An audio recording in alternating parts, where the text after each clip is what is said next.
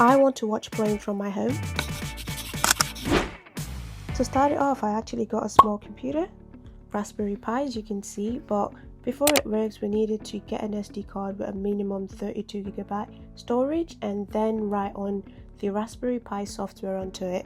But for the host name, oh my god, it needed to be something chic, so I went with Elixir 6. I know, I needed something that was classy. But I went through the process of customizing it and choosing my username, and after writing the software onto the SD card, it's time to insert it into the Raspberry Pi. But before it even works, we need to power it up because it doesn't have any inbuilt battery, and I wanted to make a connection remotely to the Raspberry Pi, but I soon realized there was a lot of problems. It was not going to be that easy because I just saw bunch of red and I was like, oh my god, what's going on? Like, what do you mean? Anyways, a few moments later. 2 months later. Yep, I know it took me a while, but I needed to connect it to a monitor to see what was going on, and I actually figured it out. I needed to make sure the SSH was active, which it was, and now this is it downloading and rebooting and doing all those stuff. Right now I actually downloaded the front end. Actually, no, not the front end, the back end, which is the Rtl-sdr. The back end just basically deals with all the messy stuff like the files, the numbers, and what have you. And the front end just shows you the clean data. You can see the aircrafts in the locations, and you can see picturized data, the altitude, the speed. It tells you all those. So I can't wait. I already have my web interface, which is oof. I'm excited. Let's go into my web interface. I'm typing the web interface right now.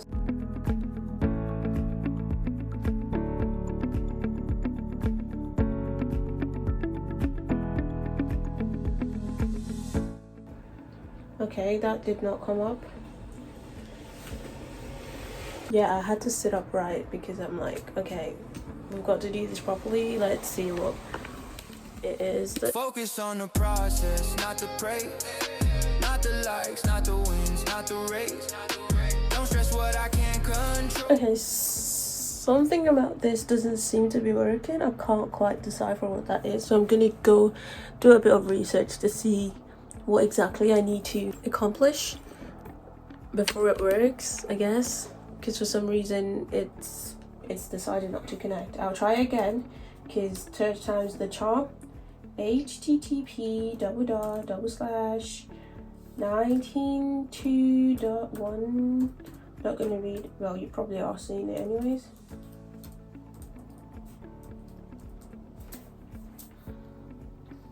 Should we run it now? I told you, third time's the charm. I told you. It's right. Oh, this is so crazy. Bro, we can see where I'm at, and you can... I need to like freaking expand this. Like, what the helly? What aircraft is that? Oh my god, look at all those information I'm getting. It's currently at altitude 19,000 feet. It's literally tracking. Oh my god, I feel so good. Damn, I did it. Anyways, yeah, I'm gonna jump on and figure out all the things I can add to it, all the things I can... Oh, it's currently at 228 knots now. Let me go. I'm talking too much. So right now, as we can see, that black dot is basically me, or it's my antenna, should I be precise, and I can only see 3 aircraft. But I'm 100% sure that there's definitely more, but I'm guessing it's because this is currently indoors and I'm not receiving the signal as much. However, I can't really disconnect this from the power source because it doesn't have any like inbuilt battery, so if I disconnect it, that's just gonna shut down. But my magnetic antenna thing, it's got like a long wire, so I can try like extend it and then see if I can take it out, not outside, but like I'll just see if I can. But oh, I can see 4 now. Oh my god, it's increasing. So the more I move it outside, the more I see. there's more coming up on there. If you can see it, I'll probably just put it beside. Yeah, it's definitely way more than 3 now. That's one stage of the ADSB tracker done. Now I need to actually understand that, like, the meaning of every information that I'm getting, and not just on a face value, but like more in depth. I'm genuinely proud of myself. It was a long journey. I genuinely started like 2-3 months ago, and I actually stopped because I was encountering several different problems trying to connect my Raspberry Pi to my laptop, because I needed like a remote access as opposed to doing it connected to a monitor or desktop, and it just wasn't working.